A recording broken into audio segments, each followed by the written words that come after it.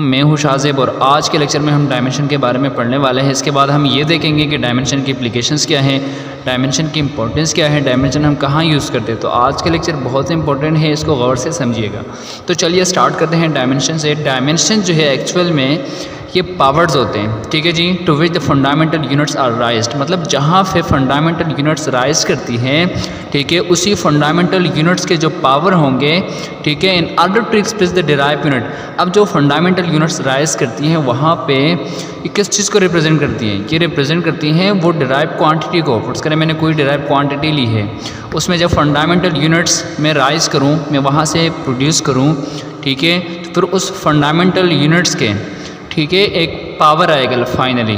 तो जो पावर आएगा, जो फंडामेंटल क्वांटिटी जो पावर आएगा, उस पावर को क्या कहा जाता है? उस पावर को ही कहा जाता है डायमेंशन। अब जो बेस क्वांटिटी है आपके पास या जो बेस यूनिट्स हैं उसकी डायमेंशन फिक्स है, ठीक है जी, उसकी डायमेंशन फिक्स है। इस तरह अगर ये आप देखें लेंथ के लिए जो डायमेंशन है वो क्या है? वो एल है, ठीक है। इसको हम स्क्वायर ब्रैकेट में क्लोज करते हैं कि रूल है इसका, ठीक है। तो आप करें ना करें लेकिन अच्छा लगता है कि आप इसको करें, ठीक है। मास का जो डायमेंशन क्या है? वो कैपिटल एम, टाइम का डायमेंशन कैपिटल टी, करंट का डायमेंशन एम्पेयर, ठीक है जी, ए लिखेंगे हम। लुमिनस इंटेंसिटी इसका आप सी लिख सकते हैं। नंबर ऑफ मोल्स इसके लिए आप एन लिखेंगे, ठीक है जी। टेम्परेचर के लिए आप केल्विन या आप केल्विन के लिए आप थीटा भी लिख सकते हैं, सही है जी। आप यहाँ पे थीटा भी लिख सकते हैं, थीटा। तो जब भी कहा जाए कि या केल्विन में मेजर करें या थीटा में, तो आप पे डिपेंड करेगा कि आपने किस में करना है। तो ये दोनों आप यूज़ कर सकते हैं। तो ये डायमेंशन है बेस क्वांटिटीज़ की। अब अगर हम ये देखें कि किसी कोई और डिराइव क्वांटिटी हमारे पास, उसकी हमें डायमेंशन चाहिए, तो उसकी डायमेंशन हम कैसे निकालें? तो ये कुछ स्टेप जो हैं आप फॉलो करके तो आप कर सकते हैं। Dimension of other physical quantity, right the formula. पहला काम आप क्या करें? फार्मूला लिख के। लेकिन इसकी बजाय अगर आपको डायरेक्टली पता है किसी क्वांटिटी की, फर्स्ट कर अगर मैं ये कहूँ कि मुझे एक्सेलरेशन की डायमेंशन चाहिए, एक्सेलरेशन की डायमेंशन चाहिए, तो मैंने क्या कहा कि पहला काम आप क्या करें? फार्मूला लिखें। उसके बाद convert all quantities to base quantities. तीसरा काम substitute the dimensional symbols, collect the dimensional symbol in numerator. तो अगर आपको फार्मूला आप नहीं लिखना चाहते और डायरेक्टली आपको पता है कि इस क्वांटिटी की यूनिट क्या है, तो एक्सेलरेशन की यूनिट अगर मुझे पता है डायरेक्टली मीटर पर सेकंड स्क्वायर, ठीक है जी, तो फार्मूला लिखने की ज़रूरत नहीं है। फिर जिस तरह कहा कि ये जो मीटर है, तो मीटर क्या है? मीटर लेंथ है, क्या है जी? लेंथ है। तो अगर मीटर आपके पास लेंथ है, लेंथ डिवाइड बाई सेकंड का स्क्वायर, मतलब ये टाइम है, तो मतलब टाइम का स्क्वायर। तो ये टाइम जो है, टाइम की डायमेंशन क्या है? वो कैपिटल टी है, ये देखें।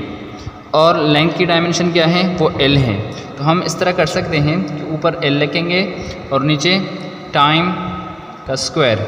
अब जो फाइनली स्टेप था वो क्या था कि कोई जो आपका डायमेंशन आएगा फाइनली, वो आपने सारे कहाँ लिखने हैं? नोमिनेटर में लिखने हैं, डिनोमिनेटर में कोई नहीं रहेगा। तो ये आपके पास फाइनली आएगा एल ऑफ टी की पावर -2, ठीक है जी। इसको आपने इस तरह क्लोज करना है। तो एल टी की पावर -2, अभी जो पावर है ये सिर्फ टी का है, ठीक है। एल का पावर क्या है? 1। तो इसका मतलब कि एक्सेलरेशन का डायमेंशन क्या है? लेंथ में 1 है और टाइम में क्या है? -2 है। अब अगर हम नॉर्मली जो है जो ज़्यादातर हम यूज़ करते हैं वो हमारे पास एम, एल और टी होता है। तो हर एक क्वांटिटी हम कोशिश करेंगे कि हर एक क्वांटिटी हम ये तीनों में एक्सप्रेस करें। तो देखिए जिस तरह एक्सेलरेशन का हमें पता है एम, एल, टी। एल में 1 है, ठीक है जी, और 1 लिखने की ज़रूरत भी नहीं होता। टी में क्या है? -2 है। और एम में क्या है? 0 है। मतलब कि एक्सेलरेशन की जो डायमेंशन है मास में वो कितना है? 0 है। लेंथ में कितना है? 1 है। और टाइम में कितना है? वो -2 है। मतलब मास इसमें एग्जिस्ट नहीं करता, ठीक है जी। तो ये क्या है? ये एक्सेलरेशन का डायमेंशन है, सही है जी। अब दूसरा ये है, फर्स्ट करें कोई और क्वांटिटी लेता हूँ मैं। अब मुझे फोर्स की डायमेंशन चाहिए, मुझे चाहिए फोर्स की डायमेंशन, कि फोर्स की डायमेंशन क्या हो। तो फार्मूला तो आपको पता है, तो अगर आपको डायरेक्टली यूनिट नहीं पता तो आप ऐसा कर सकते हैं कि आप उसका फार्मूला लिखें, तो F = ma। फिर उसके एक साइड पे आपने क्या करना है? जो भी क्वांटिटी है उसकी यूनिट लिखें। तो मास की यूनिट क्या है?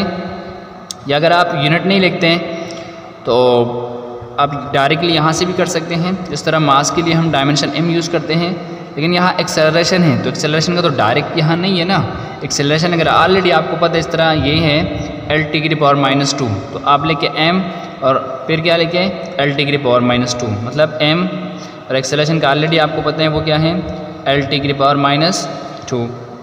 ऐसा है क्योंकि डायरेक्टली क्या आया आपके पास डायमेंशन आया, लेकिन डायरेक्टली ज़्यादातर बच्चे कंफ्यूज हो जाते हैं, तो आप डायरेक्ट ना करें तो इसको सॉल्व करके करें।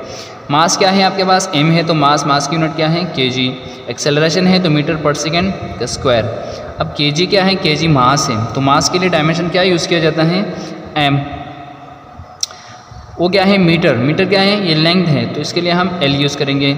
और नीचे क्या है टाइम, तो टाइम का स्क्वायर, तो ये किसके बराबर हो जाएगा m l, और जब ये t ऊपर जाएगा तो इसका पावर माइनस हो जाएगा, ठीक है। और इसको इस तरह आप ब्रैकेट में बंद करें तो ml⁻², ये -2 थोड़ा अंदर लिखे इसके ऊपर, ठीक है। जब बाहर आएगा तो इसका मतलब ये सबके पास है, लेकिन अंदर आपने इसको इसके ऊपर लिखना है, ठीक है। तो उम्मीद करता हूँ यहाँ तक कि जो डायमेंशन किस तरह निकाला जाता है और डायमेंशन का मतलब क्या है, तो ये चीज़ें समझ में आई होगी। अब मैं आपको ये समझाना चाह रहा हूँ कि डायमेंशन की एप्लीकेशन क्या है, मतलब डायमेंशन हम कहाँ यूज़ करते हैं या ये हम क्यों यूज़ करते हैं, ठीक है जी। इसकी इम्पोर्टेंस क्या है, तो देखिए जी आपके पास बहुत सारे इक्वेशंस होते हैं, इसको मैं साफ़ कर रहा हूँ। आपके पास बहुत सारे इक्वेशंस होते हैं। फर्स्ट कर अगर मैं ये कहूँ कि s = यहाँ पे लिख रहा हूँ s = v इसको ut + ½ at का स्क्वायर, ठीक है जी। अब इसमें देखें u क्या है इनिशियल वेलोसिटी है, a एक्सेलरेशन और t टाइम है, ये इक्वेशन है, equation of motion s = ut+, या आप इस तरह भी लिख सकते हैं कि s = vit + ½ at², ठीक है जी। अब मैं आपसे अगर ये क्वेश्चन करूँ कि इक्वेशन ट्रू है या गलत है, तो आप क्या करोगे, आपका काम ये होगा कि आप इसका डायमेंशन फाइंड करें। तो जब डायमेंशन फाइंड करोगे, अगर आपके पास लेफ़्ट हैंड साइड डायमेंशन जो है वो राइट हैंड साइड डायमेंशन का बराबर हुआ, तो हम कहेंगे कि ये इक्वेशन क्या है करेक्ट है, अदरवाइज़ गलत होगा। तो चलिए मैं देखता हूँ कि ये ठीक है या गलत है।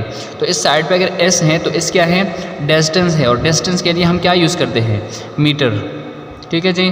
यहाँ पर अगर देखें u क्या है, u मैंने वेलोसिटी ली है यहाँ पे, ठीक है। जिस तरह आप vi लेते हैं इनिशियल वेलोसिटी, तो यहाँ पे u मैंने क्या लिया है वेलोसिटी, तो वेलोसिटी की यूनिट क्या है मीटर पर सेकेंड, और टाइम की यूनिट क्या है सेकेंड, फिर प्लस ½ एक्सेलरेशन की यूनिट क्या है मीटर पर सेकेंड स्क्वायर, और टाइम का स्क्वायर है तो सेकेंड का स्क्वायर, ठीक है जी। अब ऐसा करें कि यहाँ से इसको काट लें, ठीक है। तो इस साइड पे आपके पास क्या आएगा m = m + ½ m।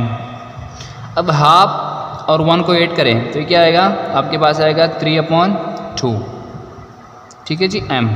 अब m क्या है, m आपके पास मीटर है, तो मीटर के लिए डायमेंशन हम एक्चुअल में ये क्या है लेंथ है, तो लेंथ के लिए डायमेंशन क्या यूज़ किया जाता है l, ठीक है जी l।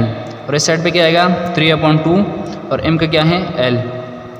अब आप बताइए कि लेंथ में, या इसको ऐसा करें m मास में कितना है 0, l में कितना है 1 और t में कितना है वो भी 0।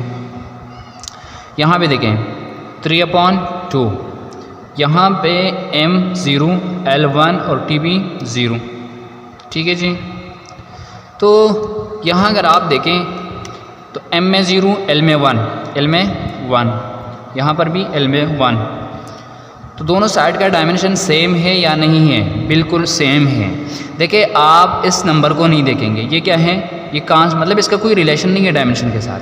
डायमेंशन किसको कहते हैं, पहले ही कहा मैंने कि जो पावर आएगा, ठीक है, यहाँ पे जो पावर आएगा उस पावर को आप देखेंगे कि दोनों साइड पर जो डायमेंशनल का जो पावर है, जो डायमेंशन का पावर है वो सेम है या नहीं। अगर वो सेम है तो यहाँ देखिए m का भी 0 है, यहाँ पर भी m 0 आ रहा है, यहाँ l1 l1 t0 t0, तो इसका मतलब कि इसका डायमेंशन क्या है left hand side and right hand side क्या है सेम है। तो अगर सेम है तो इसका मतलब ये इक्वेशन क्या है करेक्ट है, ठीक है जी। उसी तरह अगर मैं ऐसा करूँ वर्क डन के लिए करूँ W is equal to F D. Work क्या है? एनर्जी है। तो अगर एनर्जी है मतलब एनर्जी की डायमेंशन क्या है? तो फोर्स क्या है? फोर्स की डायमेंशन ऑलरेडी आपको पता है। अगर नहीं पता तो आप कैसा करोगे?